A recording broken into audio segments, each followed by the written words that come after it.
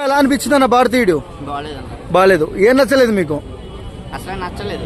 అదే ఏం నచ్చలేదు? యాక్టింగ్ పరంగా అయితే మనం ఏం చెప్పవసరం లేదు, దాంట్లో మనం చూడవసరం లేదు. కానీ మన భారతీయుడు వన్ చూసుకుని వస్తాం. కానీ దీంట్లో మనకి ఆ ఫీల్ అటువంటిది ఏమీ దొరకలేదు. అసలు కొంత కూడా దొరకలేదు. ఓకే, 1 మేలా 2 మేలా?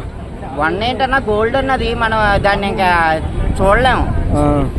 ఇంకా అటువంటి సినిమాని చూడాలంటే దాన్ని మించి రావాలి, దాన్ని మించి ఉంటుందేమో అనుకున్నాం. కానీ ఆ సినిమాని అవమానించాలన్న బాధ వచ్చేస్తుంది ఇది తీయడం వల్ల.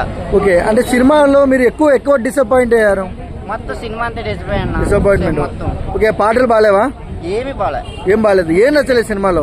ఎందుకన్నా మరి అంత? శంకర్ గారు బాగానే తీస్తారుగా,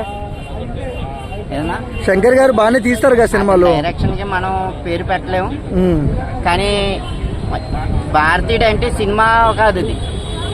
మనం ఒక ఓల్డ్ సినిమా చూస్తే ఒక విధంగా ఉంటది, మనం చూస్తే కంటిన్యూస్ లో లీనమైపోతాం సినిమాలోని. పాటలు కానీ, సాంగ్స్ కానీ, సీన్స్ కానీ.